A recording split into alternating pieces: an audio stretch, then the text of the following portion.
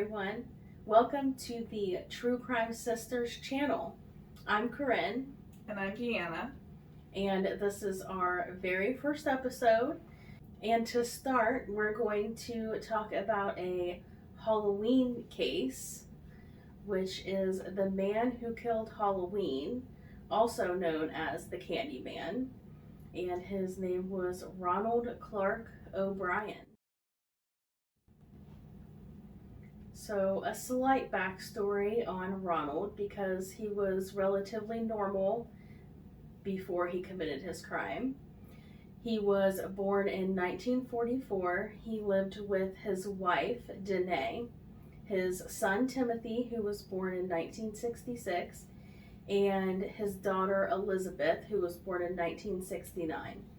They lived in Deer Park, Texas. He was an optician in Houston and was heavily involved in his church, and he also sang in the choir. So let's jump to the night everything happened. It was Halloween of 1974. Ronald, Timothy, and Elizabeth went trick-or-treating with a group of kids and parents who they knew from the neighborhood and from church. They stopped at a house and knocked on the door, but no one answered. The kids, they got tired of waiting, so they went on to the next house, but Ronald stayed behind and said he would wait to see if anyone answered. He eventually caught back up with the group, and when he did, he had pixie sticks with him. He told the group that he received them from the house that originally did not answer, and he gave all of the kids in the group one. And he also gave one to a 10-year-old boy that he happened to see later in the night that he had known from church. And side note though, I feel like the police should have known instantly that that was suspicious, because the kids didn't even want to wait at the house. What adult just waits? Yeah, like the kids just bangs on the door until somebody answers, like no one's home. The kids didn't even care to wait, and like the adult waited. That should have been suspicious. A red flag. Yeah. For sure. And then after returning home, Timothy wanted to eat candy before bed. And Ronald suggested he eat the pixie stick, and Timothy had trouble getting the powder out, so he helped him out with that. While eating the candy, Timothy said that it tasted really bitter, so Ronald gave him some Kool-Aid to wash away the taste. Within a few minutes, Timothy began complaining of his stomach hurting and ran straight to the bathroom. He started vomiting and convulsing. According to Ronald, he held Timothy until he went limp in his arms and then called 911. Paramedics arrived shortly after and rushed him to the hospital, but it was too late. Timothy died on the way. Less than an hour after eating the candy. As people in the area started to hear what happened, they started panicking and making their kids throw away their candy, and some parents took all the candy to the police station. It was revealed that the pixie sticks were laced with potassium cyanide. Police issued a warning to throw out any pixie sticks children received while trick-or-treating. So Ronald told the police that he gave the pixie sticks to a group of kids he was with, and they were able to obtain all of the candy from them, but they seemed to initially have trouble finding the last person he gave it to, which was the 10-year-old boy that he knew from church. Police eventually found him, and they went to his house and told his parents, but the parents couldn't find the pixie stick in his bag, and the boy was already asleep. So, of course, the parents are freaking out. They run up to his room to check on him, and they realized that the boy had fallen asleep holding the candy, as he was not able to get it open because it was stapled shut. Thank God for that. I know. What kind of luck is that? Like, so crazy to me. So then the police tested all of the pixie sticks and found that the candy that was consumed by Timothy contained enough cyanide to kill 2 adults, while the other candies contained enough to kill 3 to 4 adults. And Ronald told police that he could not remember which house he had got the candy from, and they started to become suspicious of him because they had only stayed out trick-or-treating long enough to cover 2 blocks because it had started raining, so they went home once it started raining. So police decided they would go door to door asking people, but they found that none of the houses were giving out pixie sticks that night. They took Ronald to walk around in the area in hopes that he would remember the house. He eventually pointed out the house they went to. He claimed that the house had no lights on, but he kept knocking until someone cracked open the door, and they just stuck their hand out and handed him 5 pixie sticks. The owner of the house, Courtney Melvin, was questioned. He said that he worked at a nearby airport and he was working until 11 p.m. that night, so he was not at home. His story was backed up by tons of people who had seen him at work that night. Police then turned their investigation to look closer at Ronald. They found that he was in severe debt, over $100,000, which is equivalent to about $500,000 now.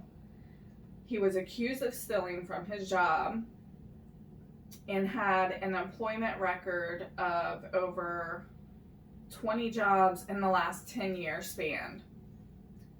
Their home was about to be foreclosed and his car repossessed.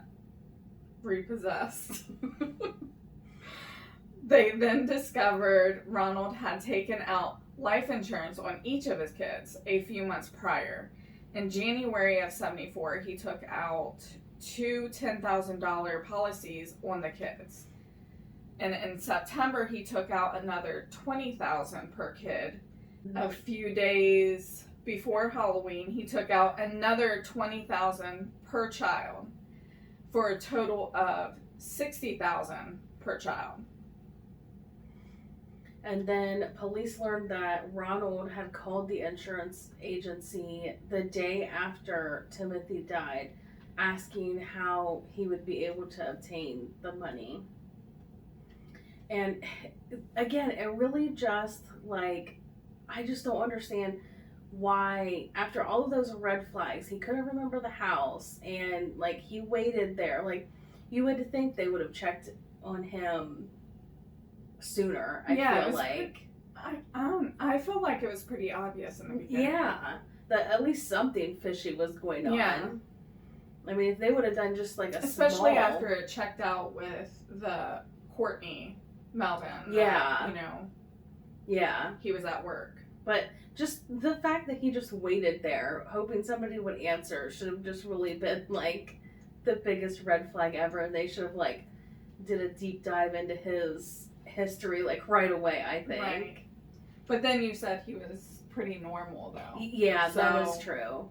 Yeah, it seemed there wasn't much of a history. Right. It seemed like he lived a pretty normal life until one day he woke up and was like, well, today's the day. Yeah. So a local chemical store contacted police, and they stated that Ronald came in to buy cyanide, but he was denied because of the restrictions that they have on it. But according to the store, he was looking to buy way more than what was found in the 5 pixie sticks. So they kind of theorized that he could have been planning on lacing a lot more candy than what he did. And on November 5th, Ronald was arrested and indicted on 1 count of murder and 4 counts of attempted murder. And, of course, he pleaded not guilty to all 5 charges. And the trial began on May 5th, 1975. And there were quite a few people to testify against Ronald.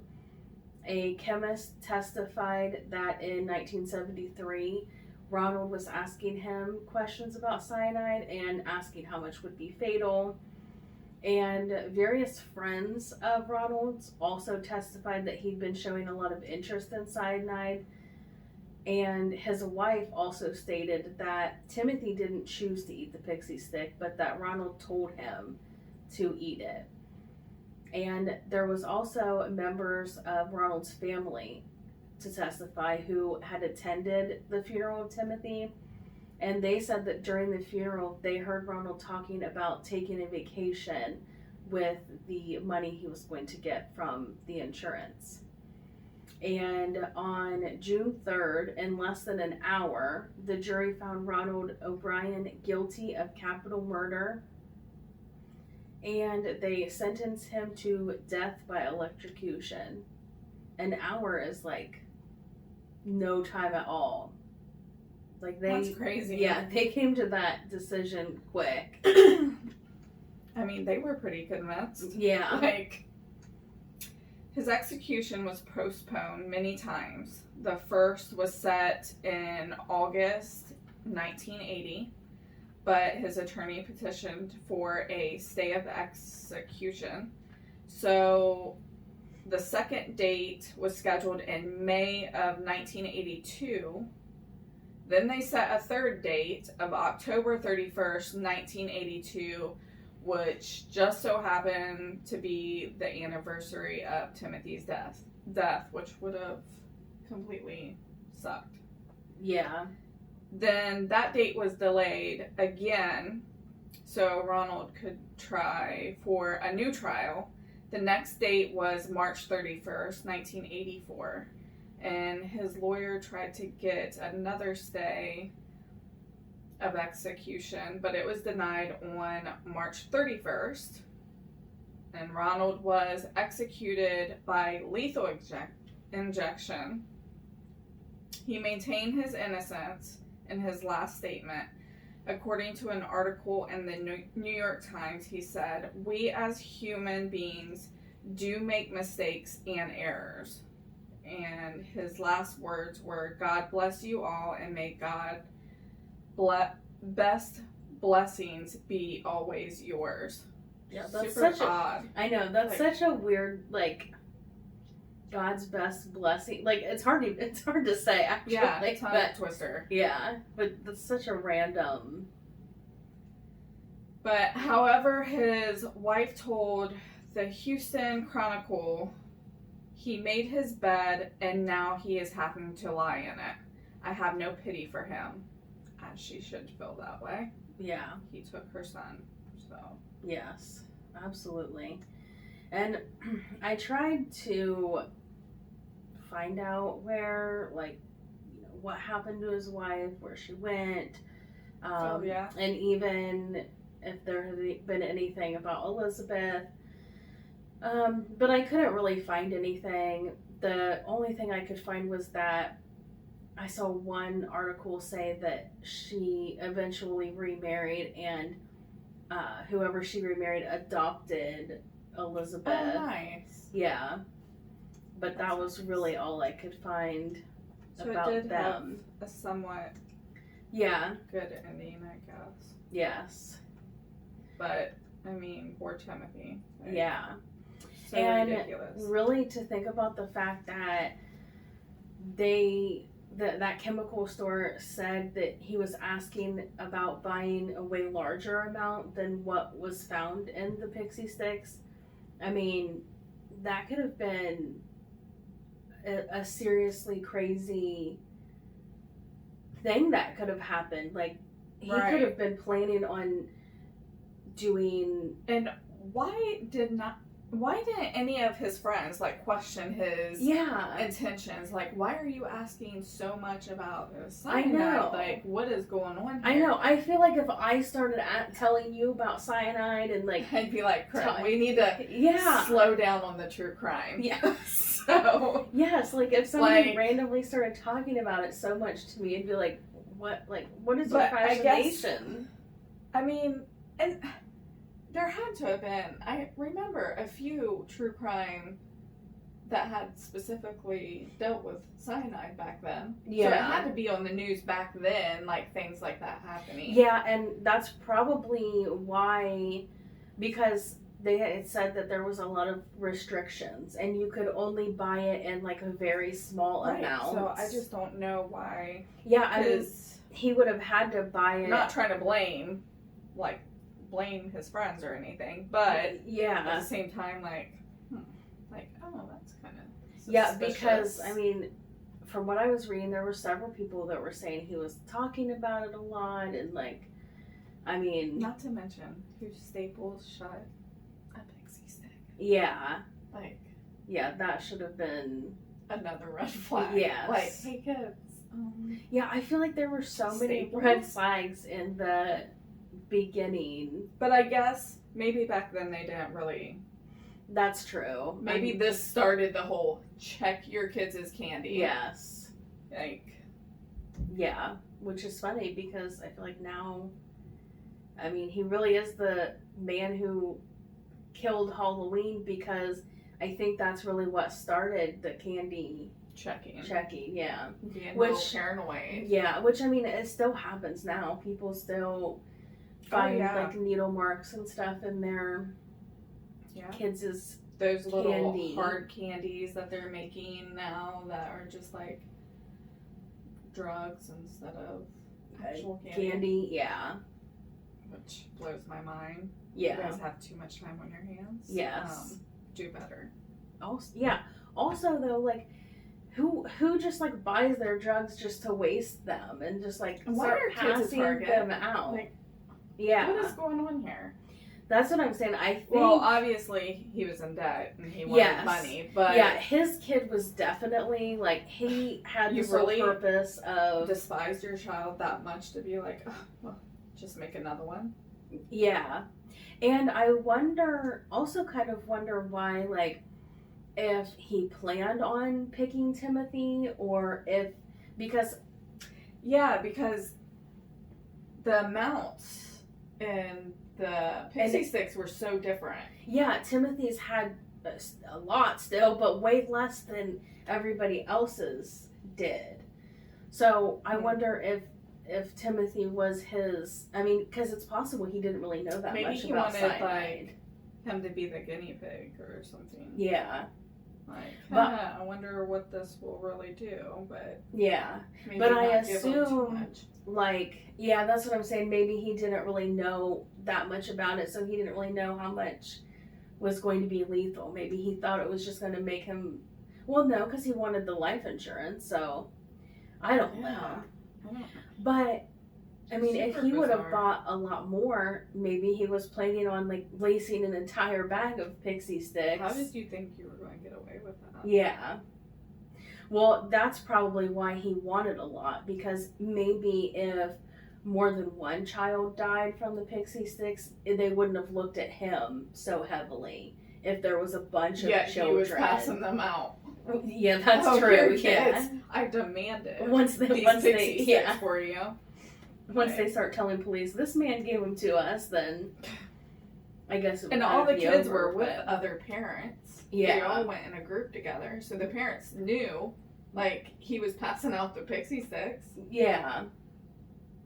Yeah, I wonder if they found it, like, kind of suspicious. Like, oh, you really got it from that house? Yeah. That one house? That you stayed at for all this time with no lights on? Right. I know. And it's so crazy because to think of how it could have gone. I mean, could have been a lot more. More kids. He could have killed a lot more kids, and then could have killed that like block. Yeah. Initially. And also the other guy, what if the kids were? Yeah. He could have gone down for it. Yeah. If he didn't have ruined a lot of lives. Yeah. Those kids could have shared pixie sticks, back in the day. I mean, still today, kids share everything. Yeah. And just to go back to the boy from church who fell asleep with the freaking pixie stick in his hand. That'd be like, so nerve-wracking. I know. Could you imagine, like, being the Going parent over and, there like, shaking the kid to make sure. yeah, and then he's Did just, you like, ingest this? fast asleep, like, clutching onto a pixie stick. Like, I mean, that was... someone was watching over that child. Yeah, that was, like, extreme luck. Yeah. It was just so crazy. I mean, it's unfortunate for the family, and it's really sad. It is really sad. He was super young. Yes. It's always sad when there's a young life that's taken. Yeah. Over... nothing. Yeah. Over Especially money that... your own child. You Yeah. kill your own child. I'll never understand. Yeah. Of his own selfishness, because he's the one that dug himself into that hole and used Timothy to try to dig himself Yeah, out. and there wasn't really much information of like how he got into that hole. Yeah, I couldn't find like what he was doing that made him Wonder so if he was maybe in like debt. secretly like gambling or Yeah. something. I wonder, but he also seems like he went from job to job to job, so, you know, maybe he was late on his bills, so he put them on credit cards, and then, That's true. I did see that Credit he cards had, would like, get ya. yeah, and he had defaulted on a few different bank loans also, Oh, I read, wow. so, yeah, I would say that, I mean, he might have had some sort of addiction issue, but he also could just be, he couldn't hold a job, so he was using all of these loans and to pay his bills, and then just kept getting further and further into the hole. Yeah. Well, I think that wraps it up for this case today. Yes. But let us know what you think in the comments below, and Yes. we will be uploading every Tuesday here on out. And if you have any suggestions on other cases that you would like to hear, just put them in the comment box below too, and we'll get to them.